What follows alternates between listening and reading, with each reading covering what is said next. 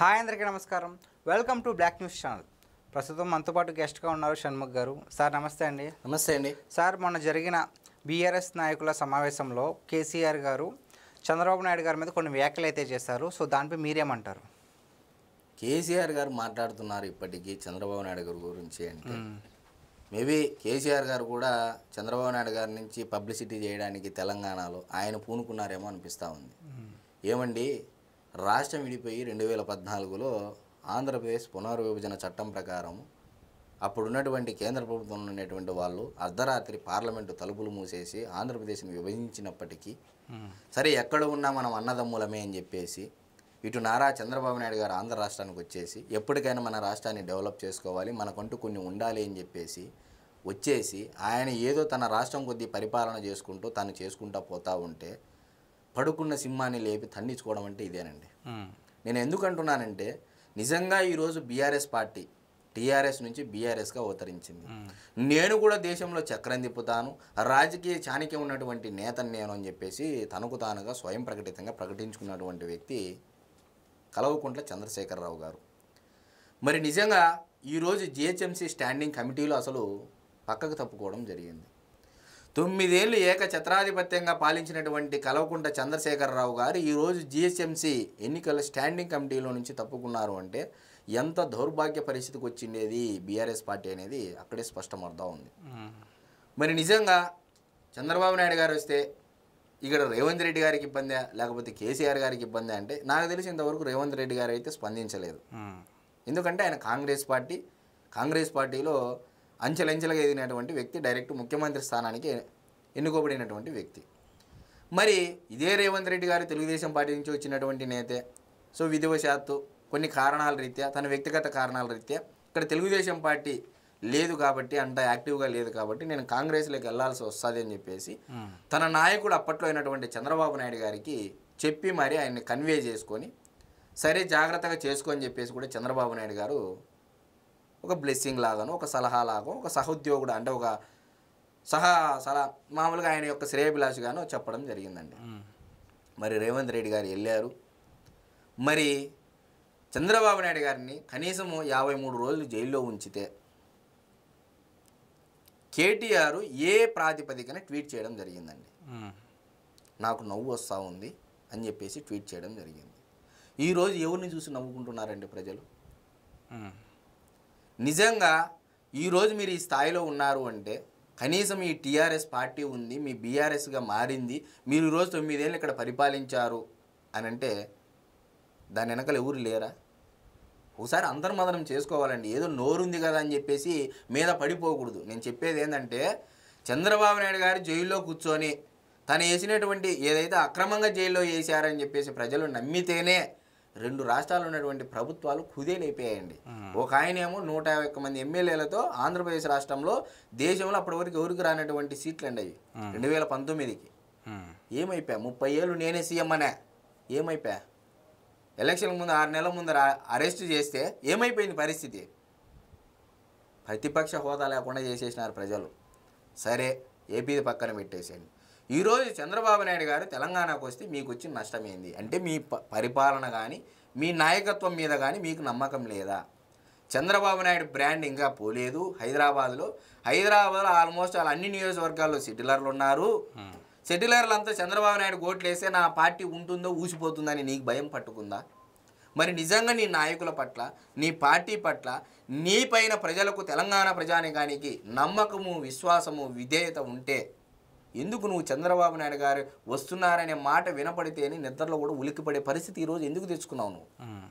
ఏమైపోయింది ఈరోజు? చంద్రబాబు నాయుడు అంటే డట్టెస్ట్ పొలిటీషియన్ అంటివి, దేశంలో ఆ పొలిటీషియన్ అంటివి, ఈ పొలిటీషియన్ అంటివి. ఓకే, నీకు ఆయనకు మధ్య ఎన్నో జరిగిండొచ్చు, కానీ ఎండ్ ఆఫ్ ది డే ఆ పార్టీ వల్ల నాయకుడు వల్ల నువ్వు లబ్ధి పొందావా లేదా అనేది ఇక్కడ ప్రజలు చూస్తారండి.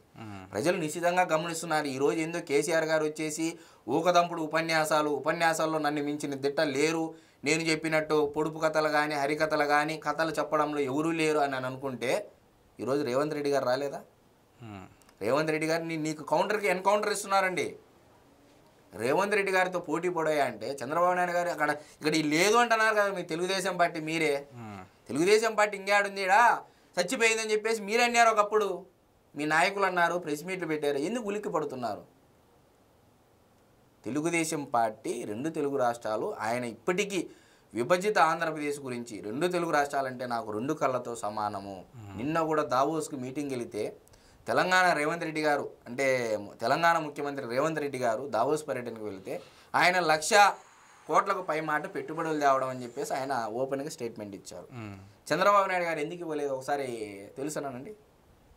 కంపారిజన్ వస్తుంది, అది కూడా మన రాష్ట్రమే, మన తమ్ముడు, అన్నదమ్ముల్లాగా ఉన్నాం మనము, ఒకరిని మించి ఒకరు హెల్తీ కాంపిటీషన్లో అభివృద్ధి చెందాలి అని చెప్పేసి ఈయన ప్రకటిస్తే అక్కడ ఆ రాష్ట్రానికి చెడ్డ పేరు వస్తుంది. రాష్ట్రానికి చెడ్డ పేరు అండి. ఈరోజు ఆంధ్రప్రదేశ్ రాష్ట్రం ఇప్పుడిప్పుడు ఎదుగుతున్నటువంటి రాష్ట్రము. తెలంగాణ రాష్ట్రం ఏందండి, వెల్ ఎస్టాబ్లిష్డ్ రాజధాని, తట్టలో బిర్యానీ మాదిరి పెట్టి ఇచ్చినారు నీకు. ఏదైతే నువ్వు ఆంధ్రోళ్ళు అంటున్నావే, ఈరోజు మీరు ఏదైతే అనుభవిస్తున్నారో, 9 ఏళ్ళు మీ కుటుంబం అనుభవించిందో, ఎవరిచ్చారు, ఎవరు పెట్టుబడి పెడితే ఆ స్థాయికి వచ్చారు ఏందనేది మీకు మీరుగా గుండె మీద చేసుకొని 5 నిమిషాలు పడుకొని ఆలోచన చేస్తే తెలుస్తుందండి. ఇక్కడ 9 ఏళ్ళు ప్రశాంతంగా ఎవరి పనులు వాళ్ళు చేసుకుంటా ఉన్నారు. ఆంధ్రోళ్ళులే, తెలంగాణలే, అంతా మనోళ్ళే, తెలుగు వాళ్ళమని చెప్పేసి భావనలో ఉన్నారు. ఇప్పుడు మళ్ళా పాత చింతకాయ పచ్చడి కొత్త సీసాలు వేసినట్టు చంద్రబాబు నాయుడు గారు నీకు ఒక ఎమోషనల్ అయిపోయింది. నీ పార్టీ బతుక్కే చంద్రబాబు నాయుడు గారి పేరు చెప్తే కానీ నువ్వు బతకలేనటువంటి పరిస్థితికి నువ్వు వచ్చావు. కారణం ఏంటండి, ఇప్పుడు 9 ఏళ్ళు పరిపాలించిన పరిపాలన నీది డొల్ల పరిపాలన అని చెప్పేసి నీ వ్యాఖ్యలు బట్టి అర్థమవుతా ఉందని చెప్పేసి నేను మీడియా ముఖంగా చెప్తున్నాను. మరి ఎందుకు చంద్రబాబు నాయుడు గారు నామస్మరణ చేస్తున్నావు? ఈరోజు జిహెచ్ఎంసీ స్టాండింగ్ కమిటీలు ఎందుకు లేకుండా పోయావు? 2016లో జిహెచ్ఎంసీ స్టాండింగ్ కమిటీలో 99 మంది టీఆర్ఎస్ సభ్యులు, 2016 గురించి చెప్తున్నాను నేను, అప్పుడు టీఆర్ఎస్ ఇది, 99 మంది టీఆర్ఎస్ సభ్యులు, 44 మంది ఎంఐఎం సభ్యులు గెలుపొందారు. 2016 నుంచి 2020 వరకు వీళ్ళు సపోర్ట్గా వెళ్ళడం జరిగింది, నిలబడడం జరిగింది. ఈరోజు ఎందుకు వైదొలిగారు స్టాండింగ్ కమిటీ నుంచి? ఈరోజు ఏదైతే ఆంధ్రోళ్ళు అంటున్నారో, ఆంధ్రోళ్ళు నిలబడినటువంటి నియోజకవర్గాల్లోనే కేసీఆర్ గారు నిలబడ్డారండి.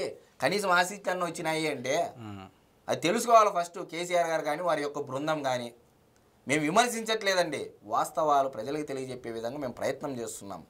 చంద్రబాబు నాయుడు గారిని ఎంత వ్యక్తిగతంగా హననం చేస్తున్నప్పటికీ, భువనేశ్వర్ గారిని మీద వ్యక్తిత్వ హననం చేసినప్పుడు ఎవరైనా స్పందించారండి? ఇదే అనంతపూర్ జిల్లాకి ఇన్ఛార్జ్ మంత్రిగా చేశారు. మా ఉమ్మడి అనంతపూర్ జిల్లాకి కేసీఆర్ గారు ఇన్ఛార్జ్ మంత్రిగా పనిచేశారు. మరి ఏంది పరిస్థితి ఈరోజు? సార్ అలాగే మంత్రి జగదీశ్వర్ రెడ్డి గారు కూడా కొన్ని వ్యాఖ్యలు అయితే చేశారు, ఆంధ్రాకి వెళ్ళిపోయాడు, తరిమేశాం మేము అని. సో దానిపై మీరేమంటారు? కేసీఆర్ గారి దృష్టిలో పడడానికి నేనేందో పీకి కట్టలు కడుతున్నాను తెలంగాణలో అని చెప్పేసి చూపించుకోవడానికి, తెలంగాణ ప్రజానీకం నమ్మబలిగే విధంగా ఏమే ఈ జగదీశ్వర్ రెడ్డి లాంటి వ్యాఖ్యలు అవుట్డేటెడ్ పాలిటిక్స్ చేస్తున్నారు. ఇప్పుడున్నటువంటి జనరేషన్ యొక్క ఆలోచన మారింది, తీరు మారింది, తరం మారింది, స్వరం మారింది, ఆలోచన మారింది, అభివృద్ధి కోరుకుంటున్నారు. చంద్రబాబు నాయుడు గారు అది, చంద్రబాబు నాయుడు గారు ఇది అంటే ఈ నమ్మే పరిస్థితులు జనాలు లేరు. నీలో సత్తా ఉందా, దమ్ము ఉందా, నీ నియోజకవర్గానికి ఎన్ని కోట్ల పెట్టుబడులు తెచ్చి నీ నియోజకవర్గాన్ని ఏ విధంగా అభివృద్ధి చేస్తావో చెప్పు అంటున్నారు.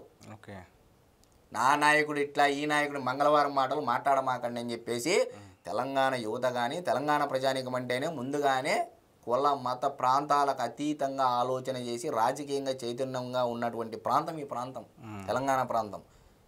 ఏదో కులాల ప్రస్తావనో, మతాల ప్రస్తావనో, ప్రాంతాల ప్రస్తావనో తెస్తే, లేకపోతే తెలంగాణ ఆంధ్ర అని సెంటిమెంట్ తెస్తేనో అవుట్డేటెడ్ పాలిటిక్స్ ఇవన్నీ. ఇప్పుడు మళ్ళా తెలంగాణ వాదాన్ని తెచ్చిన 1200 మంది ఎవరైతే బలిపశువులు అయ్యారో వారి యొక్క కుటుంబాలకు ముందు సమాధానం చెప్పి మరలా ప్రాంతీయవాదాన్ని పైకి తెచ్చే ప్రయత్నం చేయండి తప్ప ఎక్కడ బీఆర్ఎస్ పార్టీకి నిజంగా మీ మూలాలు తెలంగాణ ప్రాంతంలో బలంగా ఉన్నాయని మీరు నమ్మితే చంద్రబాబు నాయుడు గారి యొక్క నామస్మరణ చేయరు అని చెప్పేసి నేను మీడియా ముఖంగా చెప్తున్నాను. Okay, thank you sir, thank you.